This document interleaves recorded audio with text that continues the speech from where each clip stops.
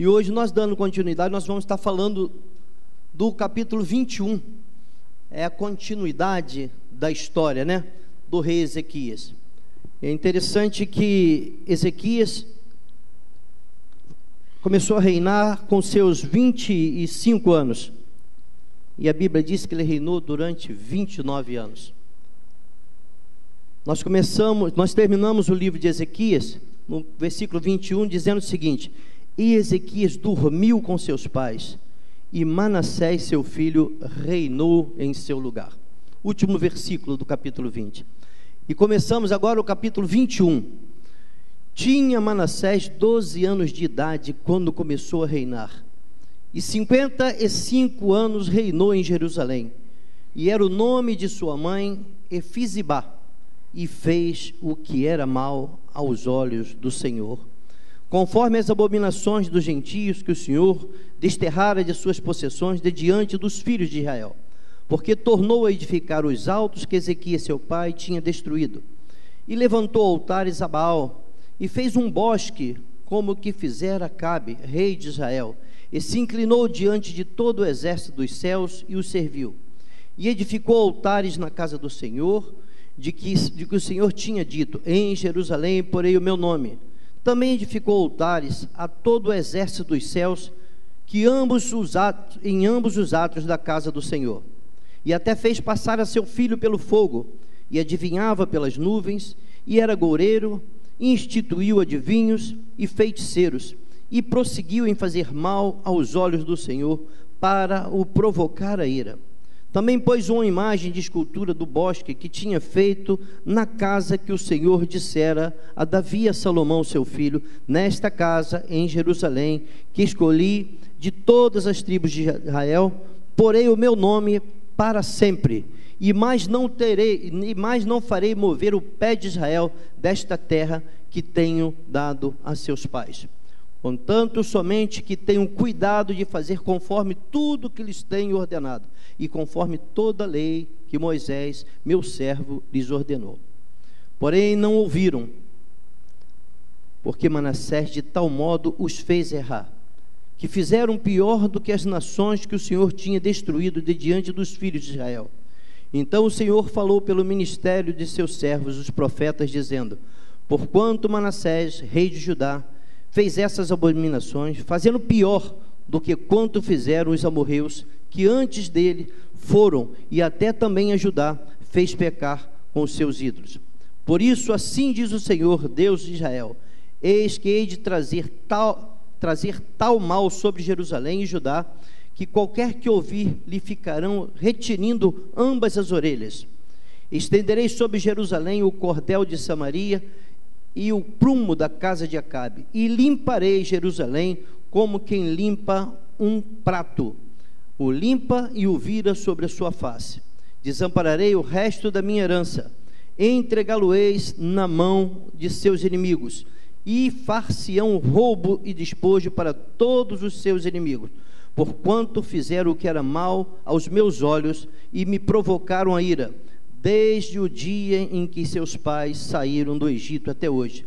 Demais disso, também Manassés derramou muitíssimo sangue inocente, até que encheu a Jerusalém de um a outro extremo, afora o seu pecado, com o que fez pecar a Judá, fazendo o que era mal aos olhos do Senhor. Quanto ao mais dos atos de Manassés, e a tudo quanto fez mais, e ao seu pecado que pecou, porventura, não estão escritos no livro das crônicas dos reis de Judá? Palavras do Senhor. Deus, é a tua palavra. Neste momento, ó Deus, eu me coloco à tua disposição. Que o teu Espírito presida sobre mim, abrindo, ó Deus, a porta da palavra, para que eu possa explicar aquilo que o Senhor falou, ó Deus, durante esses dias que eu busquei a tua face. Abre o entendimento da tua igreja, para que ela possa, ao ouvir e entender a grandeza do Deus que nós servimos. Assim oramos e já te agradecemos, em nome de Jesus. Amém. Quantos versículos nós lemos? 17 versículos. Uma história de 55 anos escrita em 17 versículos. Chega e incomoda, né? Será que foi só isso? 55 anos. Quando eu recebi o convite, que eu fui para casa, que eu li todo o texto, eu falei, não pode ser só isso. E a gente começa a estudar e pesquisar, e a gente vai ver alguns detalhes. Manassés foi o rei que demorou mais tempo no poder, 55 anos. Nenhum dos 54 reis de Israel ficaram tanto tempo no poder. Mas o que chama atenção de início é o capítulo número 1. Tinha Manassés 12 anos de idade quando começou a reinar. E aí a gente traz para o nosso entendimento, para aquilo que a gente tem hoje estudado e procurado fazer de melhor, no entendimento de que a família é um projeto de Deus e que há um momento máximo na vida do ser humano, que é a adolescência. Infelizmente o momento que mais o inimigo traga os nossos filhos é na adolescência, até os 15 anos. Mas aqueles 12 anos é o momento que você olha para papai e olha para mamãe como seu herói. Você tem tudo você descarrega naquela imagem do papai e da mamãe. E eu trazendo esse entendimento pelo meu ministério, que é Ministério com Família, eu me choquei quando eu vi um menino de 12 anos que tinha papai rei. E é interessante que a gente vai ver que Manassés, quando nasceu, ele nasceu após a enfermidade do pai. Até aquela idade que eu calculei aqui, Manassés morreu com 56 anos de idade. 56 menos 12, 44 anos mais ou menos, foi quando aquele menino nasceu. O pai já tinha tido experiências sobrenaturais com o nosso Deus. E aquele garoto aos 12 anos tinha aquele papai como ídolo, né? O máximo, o herói dele. E de repente ele vê tudo aquilo se perder. Naquela época existia algo como existe no dia de hoje, o WhatsApp. Naquela época era oralidade, né? Aquilo ia passando de geração para geração, de pais para filho, para netos. A história da igreja, a história dos nossos povos, todo era de pai para pai. E Manassés não foi diferente. Ele aprendeu tudo isso. Ele viu os milagres. Ele soube do milagre da cura do pai dele. Só que agora, no momento que mais ele precisava da figura do papai, da paternidade, ele perde esse pai. Ele perdeu o ponto de equilíbrio dele. Só que ele perde e ganha uma responsabilidade: governar o povo que o pai dele governou. E aí o texto que nós acabamos de ler diz que ele fez tudo ao contrário. Tudo ao contrário. Aquilo que o pai dele fez, ele desfez. E tudo isso desonrando a Deus, tudo isso contrariando a Deus. E a gente vai agora, versículo por versículo, nós vamos ver o que aconteceu. Eu acredito que naquele momento de desespero, naquele momento de falha, os amigos, né, o abraçaram e foram tentando conduzir. E ele, desequilibrado pela perda do pai, ele começa a fazer a coisa de forma errada. Manassés, no versículo 2, fica claro aqui: fez o que era mal aos olhos do Senhor, adotou as práticas de todo aquele povo que o Senhor desterrou, todo aquele povo que vivia naquela região. Ele foi fazer justamente aquelas práticas, para a tristeza daquela nação, para a tristeza do nosso Deus. E à medida que ele ia passando e ele ia fazendo, no versículo 3, edificou os altos que Ezequias, seu pai, tinha destruído, e levantou altares a Baal. Fez um bosque, como que fizera Acabe, rei de Israel, e se inclinou diante de todo o exército dos céus e os serviu. Diante do sol, diante da lua, diante das estrelas, ele não só passou a adorar esses elementos, como ele foi criando imagens para poder adorar, e levando toda uma nação ao mesmo erro que ele cometia. Como líder, como cabeça, toda a nação era obrigada a acompanhar aquilo que ele fazia. Fez passar seus filhos pelo fogo, adivinhava pelas nuvens, era agoureiro, e instituiu adivinhos e feiticeiros, e prosseguiu em fazer mal aos olhos do Senhor, para provocar ao Senhor a ira. Ele tinha consciência do que ele estava fazendo, ele sabia que aquilo desagradava a Deus. Ezequias tinha destruído os altares de Baal, fez um bosque para Acabe e se inclinou diante dele de todo esse. Ele nunca havia acontecido antes em Judá. Em Deuteronômio, capítulo 4, vamos ver se a gente consegue projetar. Aquele garoto, dentro desse entendimento de oralidade, aquele garoto conhecia a lei. 4:9. 19, aliás. Olha o que a lei de Moisés determinava: que não levantes os teus olhos aos céus e veja o sol e a lua e as estrelas e todo o exército dos céus, e seja impelido a que te inclines perante eles, e sirva aqueles que o Senhor teu Deus repartiu a todos os povos debaixo de todos os céus. Ele sabia disso, ele era conhecedor da lei, ele fazia como uma forma de desagradar a Deus, porque ele era conhecedor da lei. Embora ele tenha começado aos 12 anos, mas até os 12 anos ele sabia toda a história do seu povo. Mas ele, talvez orientado por outras pessoas, ele foi se afundando e levando a nação de Israel junto com ele. Edificou altares na casa do Senhor para todas as hostes do céu, fez passar os filhos pelo fogo, como fez Acabe. Deuteronômio 18, 9 e 14. Olha o que diz a lei. 9. Quando entrares na terra que o Senhor teu Deus te der, não aprenderás a fazer conforme as abominações daquelas nações. Daquelas nações, segue. Entre ti não se achará quem faça passar pelo fogo a seu filho ou a sua filha, nem adivinhador, nem prognosticador, nem agoreiro, nem feiticeiro, nem encantador, nem quem consulte ao espírito adivinhador, nem mágico, nem quem consulte os mortos.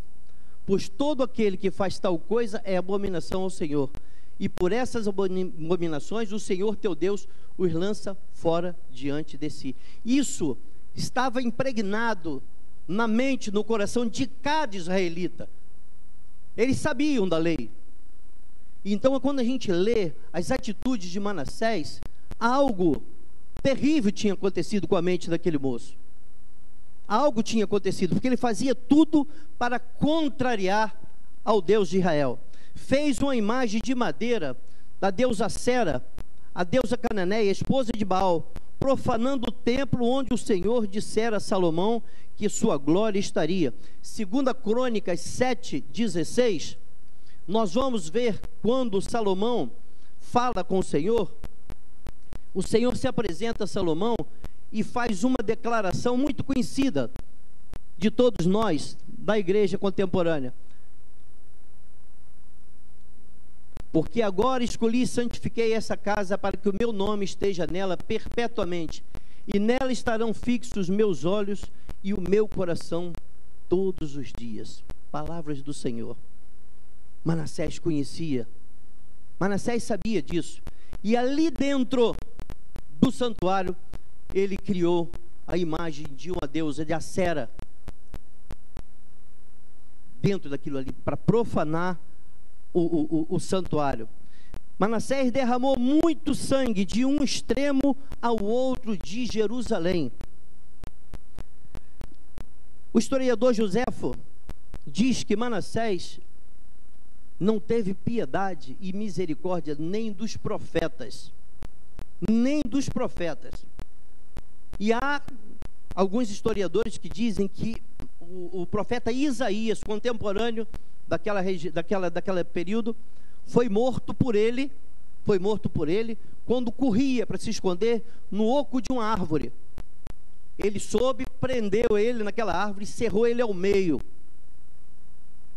Maldade.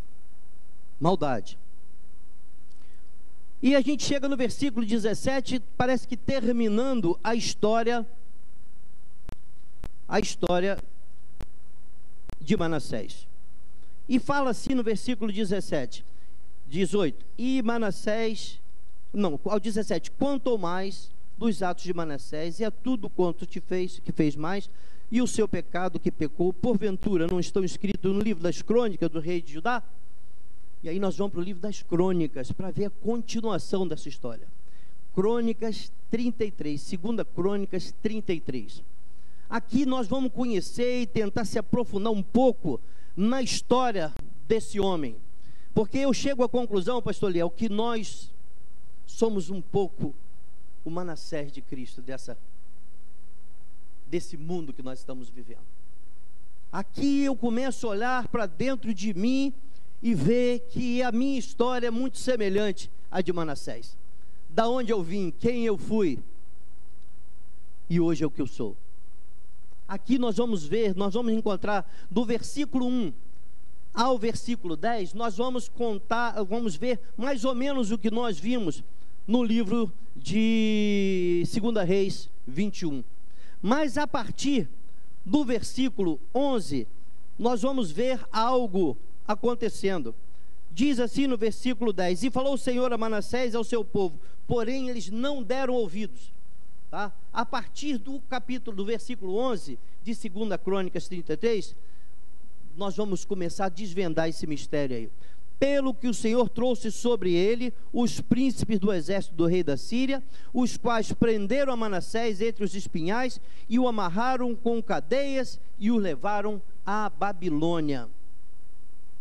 Lá em 2 Reis nós não vimos isso, mas aqui na continuação da história nós vamos ver.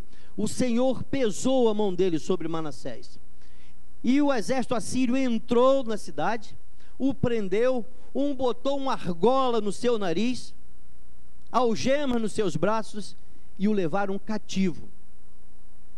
E o que esse homem que fez todas essas abominações, que nós acabamos de ler na palavra de Deus, que é a verdade, o que nós, se pudéssemos julgar, o julgaríamos?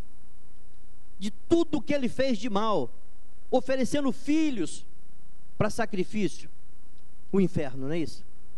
O inferno seria um lugar apropriado para um homem como esse. Mas aí nós vamos ver a misericórdia do Senhor. A partir do versículo 12, olha o que acontece. Manassés, angustiado, orou deveras ao Senhor seu Deus, se humilhou muito perante o Deus de seus pais, e lhe fez uma oração, e Deus se aplacou para com ele, e ouviu a sua súplica, e o tornou a trazer a Jerusalém, ao seu reino. Então reconheceu Manassés que o Senhor era Deus. Que coisa maravilhosa! Depois de tudo isso que nós vamos olhar, a história bíblica nos mostra livros editados mostrando de toda a perversidade, toda a maldade que aquele homem fez contra Deus, contra uma sociedade, contra os próprios filhos. Mas a palavra do Senhor estava na mente dele. Aqueles 12 anos de existência, antes de assumir uma responsabilidade. Provérbios 22, 6 diz o quê? Instrui o menino no caminho que ele deve andar, e até quando se envelhecer ele não se esquecerá dele. Isso é uma palavra real. Tudo aquilo que ele aprendeu, aquele Deus vitorioso, um Deus vivo, um Deus poderoso, um Deus que ele naqueles 12 anos, ele observava as atitudes do pai dele, o aperto que aquele homem passou quando Senaqueribe queria invadir, tudo isso ele viu. Mas com a perda daquele pai, um desastre se abateu sobre a vida daquele moço. E Deus, por misericórdia, tem me usado por esse Brasil afora. Eu e a irmã Dulcineia temos ministrado para famílias, e o que mais nós temos visto é desastre dentro da família por falta de paternidade. Está faltando paternidade, está faltando homem com a essência da palavra, homem de Deus. E talvez tenha sido isso que levou Manassés àquele desastre. Mas se hoje, dentro dessa população que está aqui, dessa multidão de pessoas aqui, se tiver alguém que por um acaso tenha perdido o teu filho, mas que num momento da sua trajetória, ele ouviu a palavra do Senhor, não desista dele não. Essa palavra, essa sementinha está lá dentro, e no tempo determinado, ela brotará, ela germinará, e virá dar frutos. E eu falo isso porque a minha história se assemelhou muito à história desse moço. Até os 13 anos, eu era um menino prodígio, embaixador do rei, um menino que queria ser pastor, o filho mais velho da irmã Noêmia, do irmão Josias, tinha um sonho de ser pastor. Eu pegava o cantor cristão de cabeça para baixo, nem alfabetizado eu era, uma penca de irmão abaixo de mim. Eu subia num chiqueirinho, que a mamãe dizia, que era um caixotinho que os filhos iam crescendo e iam criados ali dentro daquele chiqueirinho, uma pobreza que só. E eu pegava o cantor cristão e pregava para eles, fazia ofertório, coisa linda. Tinha um sonho. Mas um dia, aos 13 anos fui batizado, aos 15 anos, a minha vida mudou. Aos 15 anos, o brilho do mundo me atraiu. Aos 15 anos eu comecei a convergir com meu pai. E assim como Manassés entristeceu a Deus, eu entristecia meu pai, entristecia minha mãe, entristeci muito mais a Deus, porque cada um de nós é um projeto de Deus, e Deus na eternidade, quando Ele sonhou comigo, quando Ele sonhou com cada um de vocês, Ele tinha um propósito. Ele tinha um propósito, e a Bíblia diz que os propósitos de Deus, os sonhos de Deus a nosso respeito, são os melhores, são os mais lindos. E aos 15 anos eu me afastei. Aos 44 anos, num momento de desespero da minha vida, eu lembrei de tudo aquilo que eu aprendi até os 15 anos. E eu clamei ao Senhor, Deus do universo. Eu clamei, eu não merecia, eu sou o merecedor do inferno, amados. Eu não posso falar aqui quem fui eu, o mal que eu fiz a essa sociedade, o mal que eu fiz à minha família. Há poucos dias, falando com o pastor Eliel, fui fundador do PT, só um pedacinho. E o que eu fiz de doideira, por esse Brasil afora, acreditando naquela gente, colocando do Cineia as crianças tudo pequenininho em risco, acreditando, saindo em missão para matar, mas pensando eu que não estava sendo observado. Em 1986, quando foi convocada uma greve geral, eu escondi do Cineia no município de Campos, e saímos na clandestinidade para São Paulo, porque São Paulo era o único estado da federação que não estava aderindo à greve, e eu saí dali com a missão de matar uma pessoa. Alugamos um carro na clandestinidade, eu e mais 3 colegas fugimos para São Paulo. Quando nós chegamos em São Paulo, foi preso todo mundo. E o tenente que me prendeu, um tenente chamado Edson, um tenente Nissei, olha a mão de Deus como faz. Aquele homem, quando me prendeu, eu falei: você foi observado no meio dessa turba como uma pessoa diferente. Era a mão de Deus na minha vida. Era a mão de Deus na minha vida. E eu fiquei envergonhado com aquilo. Poxa, porque a gente usava o termo do pelego, né? Pô, será que eles vão dizer que eu sou pelego? Esse cara está dizendo que eu sou pelego. Eu sou de esquerda, meu irmão. E ele falou: você tem uma missão. Você vai ter que encontrar seus amigos e trazê-los de volta aqui na polícia, e nós vamos embarcar vocês para o Rio de volta. E me levou para ver um colega meu que estava no pau de arara sendo espancado. Eu fiquei apavorado com aquela situação. Mas de tudo isso, aquilo me atormentou. A mão do Senhor estava sobre a minha vida naquele lugar. Mas o tempo passou, eu continuei fazendo as minhas bobagens. Eu estou falando de um viés político. Mas outras coisas, quando a gente se afasta da presença de Deus, a Bíblia diz que um abismo chama outro abismo. Assim como Manassés se envolveu com coisas erradas, aquilo foi uma coisa tão natural na vida dele, e eu posso afirmar para vocês que era. Me envolvi com drogas, me envolvi com prostituição, me envolvi com tudo que vocês possam imaginar, mas em cada momento, em cada encruzilhada, em cada momento de escuridão na minha vida, eu lembrava da palavra do Senhor, mas não tinha coragem, faltava. Houve um momento na minha vida que eu falei para a Dulcineia: tem alguma coisa acontecendo. Eu sonhava que eu estava com um terno azul marinho e com a Bíblia debaixo do braço. Eu repreendi aquilo. Isso é pesadelo. Você pensaria, já pensou o que meus amigos vão pensar? Eu pensava nos amigos, eu esquecia de Deus, eu esquecia que os olhos de Deus estavam sobre a minha vida. Aquele menino que sonhava com 8, 9, 10, 12, 13 anos, esqueci daquilo, mas a hora que vinha o desespero, eu lembrava dele. E com Manassés não foi diferente. Quando a gente vê aqui o que Manassés começou a fazer após essa conversão, ali se deu a conversão dele. No versículo 14 diz assim: e depois disso,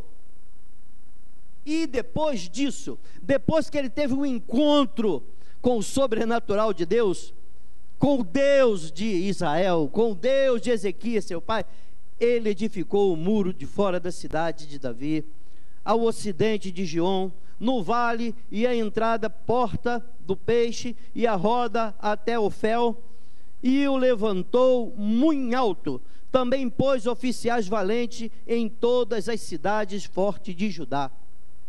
A partir do momento que você tem esse encontro com o sobrenatural de Deus, parece que o tempo fica curto. Você começa a fazer correr contra o tempo. E é a necessidade de a gente correr contra o tempo, porque quando você vai para dentro da palavra, você vê que o tempo é curto. Os sinais da volta do Senhor estão aí. E nós, como igreja, como noiva do Senhor, nós precisamos estar atento a esses sinais e fazer o melhor para Deus, lembrando de onde nós viemos, lembramos quem nós éramos, e dar agora fruto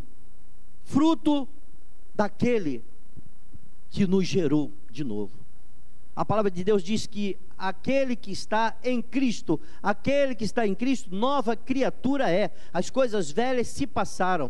Do momento que você declara Jesus Senhor da tua vida, você tem o entendimento que a cada manhã as misericórdias do Senhor se renovam na tua vida. A cada manhã nós precisamos renovar o nosso compromisso de servir melhor a esse Deus. Amados, não tem uma santa ceia que eu não chore, não tem uma santa ceia que eu não me derrame, porque eu sei de onde eu vim. Eu sou um Manassés dos dias de hoje. Eu olho para trás e vi 5 filhas mulheres, eu tenho 5, e eu não fui exemplo de pai para nenhuma delas. Eu não fui exemplo de homem, eu não fui exemplo de marido, eu não fui exemplo de nada. E a misericórdia do Senhor me permite hoje ver meus filhos todos casados e na presença do Senhor. É misericórdia isso, irmãos. É misericórdia, porque se olhar a história de Manassés e olhar para a minha história, eu fiz quase tudo isso que ele fez. Porque às vezes a gente quer modelar o nosso pecado, pecadinho, pecado médio, pecado, todos pecaram e estão destituídos da glória de Deus, todos. Mas nós queremos, não, isso não é tão pecado não, pecados. Eu profanei o templo, esse corpo é o meu templo, é o templo do Espírito Santo de Deus, eu profanei ele. Como eu entristeci o Espírito Santo de Deus, quanta tristeza para minha mãe, quanta tristeza para o meu pai, o filho mais velho, o primogênito. Meu pai falava assim: cuidado com o que você vai fazer, porque você vai ser referência para os meus irmãos, para os seus irmãos. E é verdade. Eu, como primogênito, hoje, pela misericórdia do Senhor, meus 5 irmãos se reportam a mim. É como se eu fosse o paizão deles. Misericórdia, irmãos. Misericórdia. Eu não posso me acomodar. Eu tenho que viver no amor de Jesus. Eu tenho que amar o próximo. Eu tenho que amar meus irmãos. Eu tenho que amar essa igreja linda. Eu preciso entender que eu sou a noiva. Eu sou a noiva. E como noiva, eu não posso ter marcas nas minhas vestimentas. Eu não posso me conformar com esse mundo do jeito que ele está. E foi isso que Manassés fez quando ele despertou para a nova vida. E nós vamos avançando aqui, ó. Tirou da casa do Senhor os deuses estranhos e o ídolo, como também todos os altares que tinha edificado no monte da casa do Senhor e em Jerusalém, e os lançou fora da cidade. Ainda no dia de hoje nós estamos precisando fazer uma limpeza no nosso santuário, dentro da nossa casa. ver o que tem edificado dentro da nossa casa que não agrade ao Senhor. No dia 28, 29 e 30 de setembro de 1996, eu tive um encontro com o sobrenatural de Deus. E por misericórdia, o Dulcinea estava junto e também teve esse encontro. Que coisa maravilhosa. Aí vem aquela vontade de se limpar. A gente precisa se limpar de tudo que nós fizemos de errado. E nós começamos a fazer campanhas, pastor Eliel. Campanha aqui, campanha ali, para Deus revelar a gente as coisas erradas que nós tínhamos colocado, os altares que tínhamos colocado dentro da nossa casa. Eu, funcionário público do Ministério do Transporte, não precisava de Deus. Salário, família, casa, carro, tinha tudo. Não precisava de Deus para nada, só botando ídolos, coisas estranhas dentro da minha casa. E um dia, orientado por um servo de Deus, um pastor lá de São Gonçalo, da Assembleia de Deus de bairro Malafaia, lá no Rocha, pastor Gideão, conheceu? Ele falou: você precisa oferecer um culto a Deus. E aí nós escolhemos um servo de Deus, que também era um Manassés de Deus, um homem que viveu envolvido com tráfico, levou um tiro, ficou paraplégico, e foi convidado esse moço para pregar, e nós levamos esse moço lá para casa. Quem conheceu a minha casa, aqui na freguesia, uma casa de 2 andares, e foi difícil para ele subir aquelas escadas, mas botamos ele lá, e aquela roda de crente na sala, e vai começar a mensagem, e aquele homem, ele rodava na cadeirinha dele para lá, ele rodava para cá, ele não conseguia se ligar, e em dado momento ele falou: gente, vamos orar, porque tem alguma coisa atrapalhando o nosso canal com o Eterno. E oramos, e quando acabamos de orar, ele deu uma rodada na cadeira, assim, ó, ele olhou e falou: o quadro. Eu tinha um quadro que custou muito dinheiro, de 2 galos de briga no ar, e salpicado de sangue. Quando todos olharam para o quadro, todos viram a mesma visão: a morte. A morte estava no quadro. Ei, tira o quadro, tiramos aquilo que eu amava, aquele quadro. Tiramos e botamos ele lá. Depois nós vamos ver, quando nós quebramos, não serve para mim, não serve para ninguém. Um quadro que veio da Europa, tinha um patuá dentro dele, ídolos que eu levava para dentro da minha casa.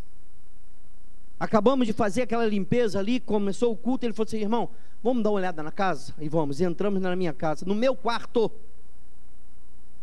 Semana passada, falando aqui do rei Ezequias, nós falamos do que representa o nosso quarto. E quando nós entramos lá atrás da cabeceira da minha cama, tinha um quadro de 3x2, foi feito em Juiz de Fora por um pintor famoso, o Caminho da Cruz.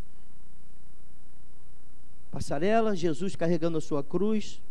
Quando ele olhou para o quadro, ele falou coisa que nós nunca tínhamos visto. O quadro, arranca o quadro.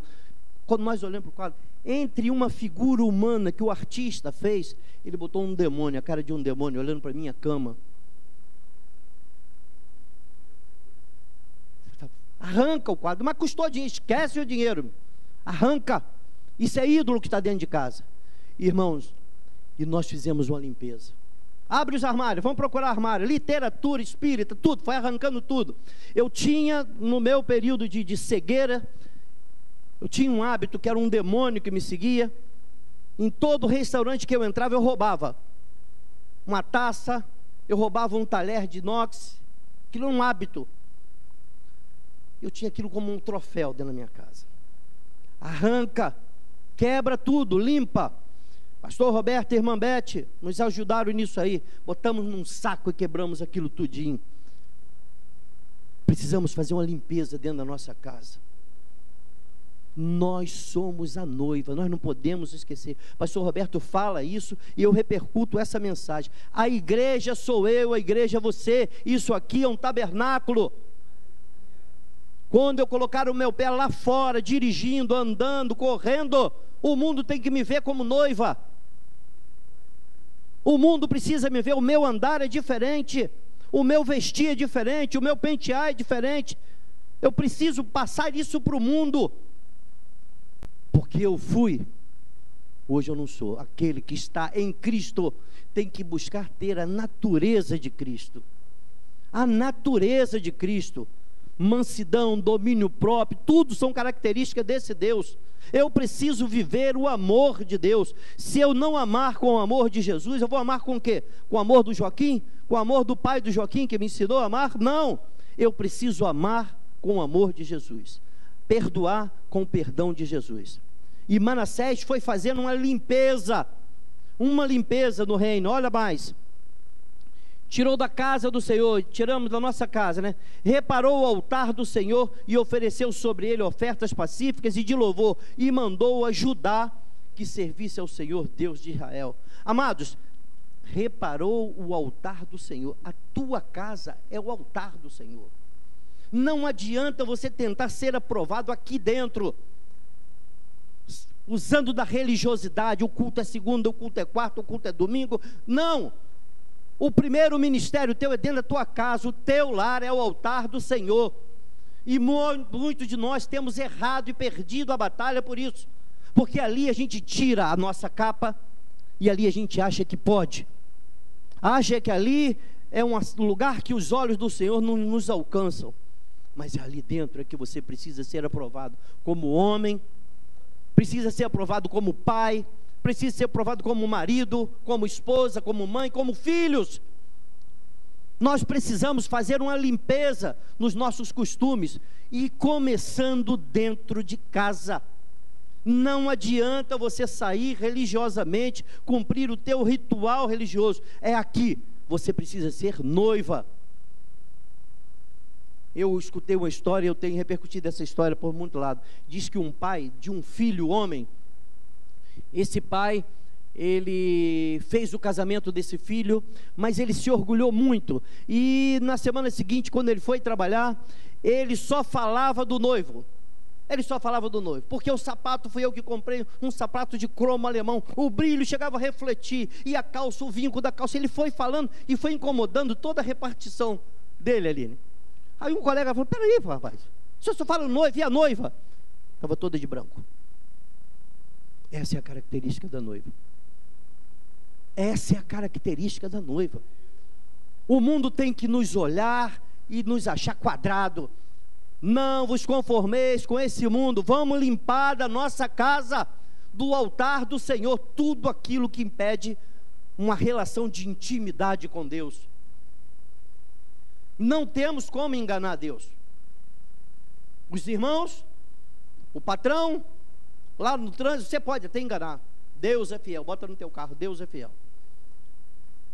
Mas se você não entender a grandeza dessa metamorfose, dessa transformação, estar em Cristo, assim como eu demorei 9 meses para nascer, nasci com as características do papai e da mamãe, do vovô, da vovó, do bisavô, da bisavó. Nós carregamos dentro de nós esse pesadelo. Mas do momento que eu declarei Jesus Senhor da minha vida, eu nasci de novo. Eu fui gerado de novo. Estou sendo gerado de novo. A cada manhã as misericórdias do Senhor renovam-se na minha vida. A cada manhã eu tenho um compromisso de ser um homem melhor, de ser um cidadão melhor, de ser um pai melhor, de ser um servo melhor. Eu tenho que fazer uma limpeza por onde eu andei, para que a glória do Senhor se manifeste na minha vida. Reparou o altar do Senhor, precisamos reparar a nossa casa. Mas ainda o povo sacrificava nos altos, mas somente ao Senhor, seu Deus. O resto, pois, dos atos de Manassés e sua oração ao seu Deus, e as palavras dos videntes que lhe falavam em nome do Senhor, Deus de Israel, eis que estão no livro da história de Israel. O pastor Roberto costuma dizer que a história foi contada. A história está aqui, mas nós estamos escrevendo a nossa história. Nós estamos escrevendo a nossa história. Pela misericórdia do Senhor, já casamos 6 filhos. Estamos com 7 netos. Daqui a pouco vem bisneto. Estou um neto aí de 23 anos. Daqui a pouco ele casa. Estamos escrevendo a nossa história. O tempo passa. Nós estamos aqui como igreja anunciando a volta de Jesus. Mas nós temos que nos preocupar em esperar, estar pronto para recebê-lo como noivo. Não adianta anunciar se você não tem expectativa que ele está voltando. E não adianta você anunciar se você não estiver esperando. Nós estamos anunciando a volta do Senhor, mas nós precisamos esperar, porque é a qualquer momento Ele está voltando. E como servo de Deus, como igreja do Senhor, como Filadélfia, a igreja do amor fraternal, nós precisamos pegar o nosso manual de fé e conduta e aplicar ele na minha vida, na nossa vida. Amar a Deus acima de todas as coisas. Amar a Deus acima de todas as coisas não é colocar igreja, é amar a Deus. O saudoso pastor Fanini, de quem eu fui ovelha e tive o privilégio de nascer de novo através de uma de suas mensagens, ele falava o seguinte: existe uma ordem: Deus, família e igreja. Não muda isso não. Tem gente que acha porque ser religioso está agradando a Deus. Não. Deus, família e igreja. Quando eu tenho o meu entendimento que adorar a Deus acima de todas as coisas, vem o seguinte: qual é o primeiro e maior mandamento? Deus acima de todas as coisas. E o segundo semelhante a esse? O próximo. Quem é o teu próximo? Quem é o teu próximo? Ninguém é mais próximo teu do que a tua casa, a tua família, teus filhos, teus netos, tua esposa, teu marido. Então Deus te dá a oportunidade de, dentro do teu núcleo familiar, você ser aprovado. Não tente ser aprovado aqui fora no mundo. Não tente. As oportunidades se apresentam a você dentro de casa. Dentro de casa você tem que ser um homem exemplar. Dentro de casa você tem que ser o rei, o líder, o cabeça. Há uma máxima no mundo que diz o seguinte: a tropa tem a cara do líder, a tua família tem a tua cara. A tua família tem a tua cara. Aonde nós temos falhado, 47%, as estatísticas mostram, 47% dos meninos envolvidos com o tráfico no Rio de Janeiro são filhos de crente. Vai ver o nomezinho deles: Manassés, Tiago, Pedro, Paulo, João. Está lá. E lá fora no mundo. Mandaram um zap para mim esses dias aí: 27 mortes em São Gonçalo pelo exército, filho de crente. A igreja do Senhor tem que entender, nós precisamos, nós somos o Manassés desse mundo contemporâneo. A minha história, o meu passado de pecado não importa, porque Ele segurou tudo. Ele não lembra mais dos meus pecados. Agora, em contrapartida, eu tenho que ser exemplo de fiel, eu tenho que ser exemplo de servo, eu tenho que ser exemplo dentro da minha casa. Quando eu conseguir entender que o meu núcleo familiar é o meu santuário, eu tirar todos esses ídolos, essas coisas que me incomodam, que têm atrapalhado um melhor relacionamento com Deus. Eu falei aqui do zap daquela época, era oralidade. Era de boca em boca, pai falando para filho, para aluno, para neto, falando para todo mundo das coisas que o Senhor fazia, que o Eterno fazia. Hoje, nós perdemos horas na frente de uma televisão, assistindo nada, podridão, e não temos tempo para ler a palavra. Perdemos tempo com tudo, e não temos tempo reservado para a palavra. Como você vai conhecer o caráter de Deus? Como você vai entender a grandeza desse Deus? Se você não conhece Ele, está aqui, ó. Quando eu era lá de fora, eu me alimentava com as coisas lá de fora. Mas o dia que eu declarei Jesus Senhor da minha vida, o alimento para o meu espírito está aqui, ó. Isso que alimenta o espírito. Isso aqui cria em mim uma coisa que eu peço a Deus: Deus, não tira nunca isso de mim. O temor ao Senhor. O temor ao Senhor é o princípio de tudo. Eu fiz a Dulcinéia, a irmã Dulcinéia não gostou do que eu fiz, mas eu fiz, e eu peço perdão a Deus. Eu comprei uma figurinha de um esmilinguido, um bonequinho que é feito de massa, né? E coloquei ele pendurado no carro, porque eu fico falando com o Espírito Santo como se ele tivesse sentado do meu lado. E está. Mas de vez em quando eu tenho um Dala dirigindo do meu lado, ele olha assim, fica doido ali, eu boto a mão no esmilinguido. Aí a Júlia falou assim: vovô, é o Espírito Santo? Foi o Espírito Santo. Nós precisamos entender, o nosso Deus não é um Deus distante. Ele deixou o Espírito dele dentro de nós. Para onde me irei de ti? Na onde? Não tem como eu me esconder desse Deus. Eu tenho que fazer uma limpeza dentro do meu lar. Uma limpeza, tirar tudo aquilo que cria vínculo com o passado e fazer do meu lar um santuário. Nós precisamos fazer essa limpeza, é necessário.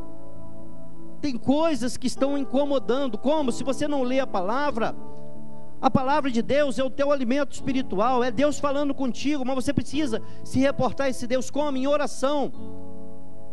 Criar o hábito da oração. Tem o hábito da novela, tem o hábito do futebol, tem o hábito dos gols do Fantástico, vocês sabem que tem? Olha como nós somos falhos. Um culto abençoado na Assembleia de Deus da Taquara, chorei, me derramei, estava fazendo seminário nessa época, pastor, como eu chorei aquele dia, a presença de Deus foi real, mas quando acabou, meu Deus, gol do Fantástico, tem que ir embora. Deixei o culto lá dentro da igreja, peguei o carro e vim. Quando foi subindo a pau-ferro aqui, ó, quando foi subindo a pau-ferro, tem aquele sinal perto da linha amarela ali, tinha um carro meio assim, que vai, não vai, esse carro vai me atrapalhar ver os gols, e, mas peraí, abri o vidro e passei por ele e gritei, jumento! Era o irmão Aloísio, marido da irmã Lena.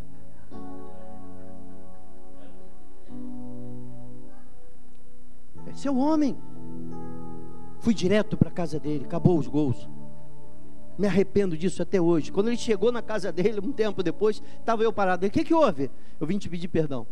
Mas por quê? Por isso. Mas eu nem vi. A Lena falou assim, eu vi.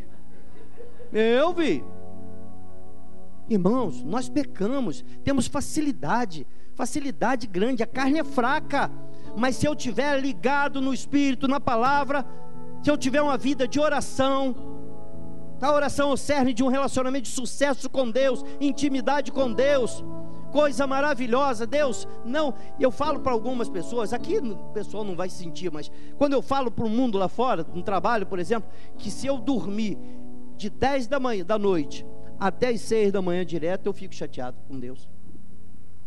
Eu gosto de ser acordado a noite inteira. A noite inteira o Senhor me desperta. Hoje pela enfermidade, graças a Deus estou sendo despertado sem dor, mas eu tenho que fazer uso do banheiro, né, para minhas necessidades. Mas amados, a noite inteira a gente acorda, a noite inteira a gente ora, e tenha motivo de oração. Na reunião que nós tivemos sábado com o ministério, aí foi tirado um motivo de oração. Qual foi, pastor? Orar pelo ministério. Orar pelo ministério.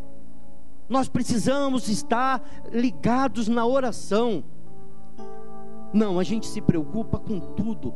Tem crente indo para Rock in Rio. Aqui não tem dessa gente, não, graças a Deus. Mas eu vejo crente indo para Rock in Rio, preocupado com Rock in Rio, pelo amor de Deus, Jesus está voltando. Nós precisamos fazer uma limpeza, assim como Manassés fez. Ele limpou tudo aquilo que o pai dele fez, ele desfez. Só que ele agora acordou. Ele foi lá e fez uma limpeza grande. E ele agora está lá, ó, está registrado.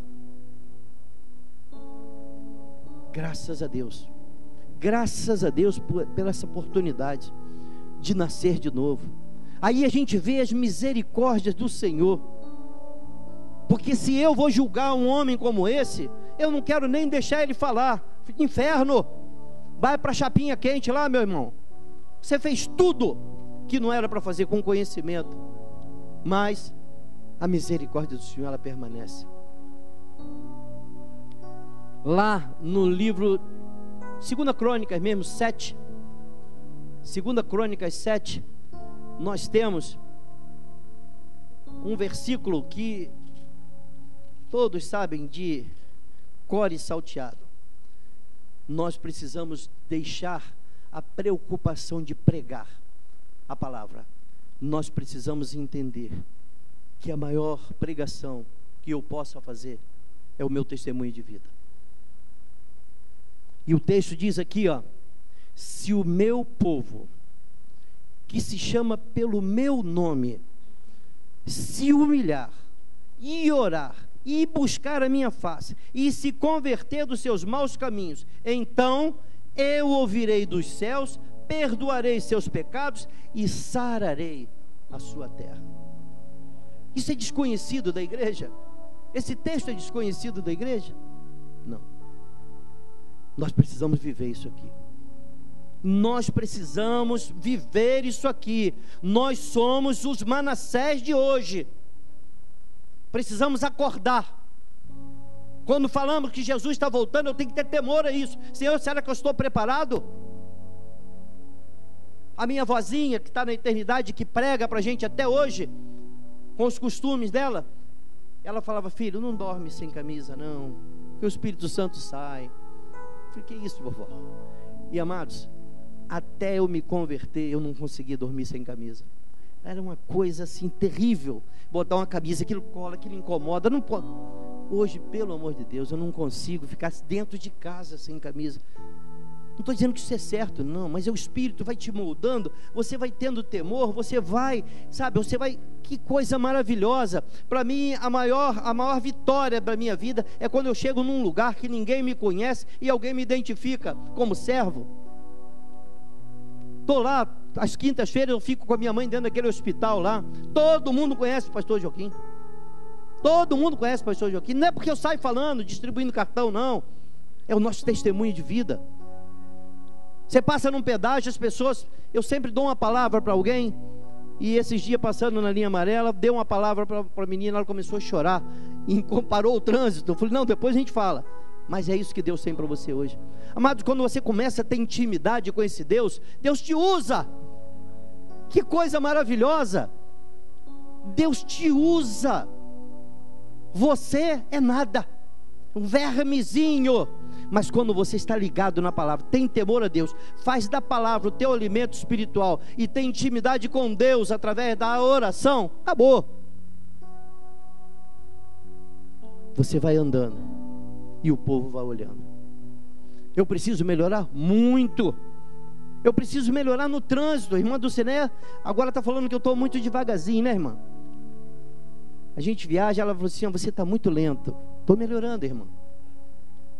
Eu estou melhorando. Eu tenho procurado melhorar a cada manhã. Quando eu acordo, que eu escuto as sabiás cantando 4:30 da manhã, eu já ali começo em oração a agradecer a Deus. Agradecer a Deus, porque essa hora nós estamos aqui. A gente pode falar com certeza que a esse momento todos os pássaros foram alimentados nesse dia. Todos os peixinhos do rio e do mar foram alimentados nesse dia por Ele. E nós, será que não somos melhores um pouquinho do que eles? Um pouco menor do que os anjos Ele nos fez. Um pouco menor do que os anjos. Eu preciso entender isso. Eu preciso me transformar naquilo que Deus me projetou. Eu preciso saber qual é a boa, agradável e perfeita vontade de Deus na minha vida. Não existe aí fora no mercado um teste de vocacional, né? O garoto está entrando no período de trabalho, ele vai fazer um teste vocacional. Nós, como servo de Deus, nós precisamos buscar desse Deus. Senhor, o que tu tem para mim? Qual é? Qual é o teu propósito na minha vida? Porque eu prego isso, que na eternidade Ele sonhou comigo, sonhou com o pastor Eliel, sonhou com esse momento que nós estamos vivendo aqui. Ele sonhou com isso, Ele viu isso, está escrito. Agora, será que eu estou dentro daquilo que Ele planejou para mim? Será que é isso? Se for, glória a Deus, eu preciso melhorar mais. Eu preciso melhorar mais. E aí a gente chega lá no epílogo de 2 Crônicas 7. E dormiu Manassés com seus pais, e o sepultaram em sua casa. Amon, seu filho, reinou em seu lugar. Vem outro desastre aí. Aí nós vamos ver lá no versículo 21. Era Amon da idade de 22 anos quando começou a reinar, e 2 anos somente reinou. E fez o que era mal aos olhos do Senhor, conforme havia feito Manassés seu pai. Porque Amon sacrificou a todas as imagens de escultura que Manassés seu pai tinha feito e as serviu, mas não se humilhou perante o Senhor como Manassés seu pai se humilhou. Antes multiplicou Amon os seus delitos, e conspiraram contra ele os seus servos, e o mataram em sua casa. Porém o povo da terra feriu a todos quantos conspiraram contra o rei Amon, e o povo da terra fez reinar em seu lugar a Josias, seu filho, neto de Manassés. E aí no capítulo 34, no capítulo 22 de 2 Reis, nós vamos ver a história do rei Josias. Nós vamos ver a história desse homem de Deus, mas nós precisamos colocar dentro do nosso coração, da nossa mente, que servimos a um Deus que usa de misericórdia. A história de Manassés começa com uma história de misericórdia. Um pai sem filhos, um pai que se preocupou com o reino, foi fazendo, até que em dado momento sofreu uma enfermidade, e a partir daquela enfermidade ele fez um voto ao Senhor, e o Senhor acrescentou a ele 15 anos. Só depois disso que Manassés veio a nascer. Com 2 anos depois dele curado, Manassés nasceu. E a história dele, Manassés guardou aquela sementinha e se tornou, a Bíblia não especifica o período, mas Manassés, no final de tudo, foi um grande rei. Que nós possamos aprender com a palavra de Deus, melhorar a cada dia, procurar a santificação, porque sem santificação ninguém verá o Senhor. Nós precisamos entender a grandeza de ser família de Deus. Família de Deus se reúne, a família de Deus se reúne nesse tabernáculo, segunda, quarta, às vezes sábado, aos domingos. Essa é a família de Deus. Mas a tua família está lá dentro daquele santuário, e ali você precisa ser referência, ali você precisa ser aprovado, porque o primeiro ministério que nós recebemos do Senhor é a nossa família. Que Deus abençoe a todos, que não sejam as palavras do pastor Joaquim, mas que a palavra de Deus penetre na divisão da alma e do espírito, juntas e medulas, e faça a diferença que lhe apraz. Deus abençoe a todos.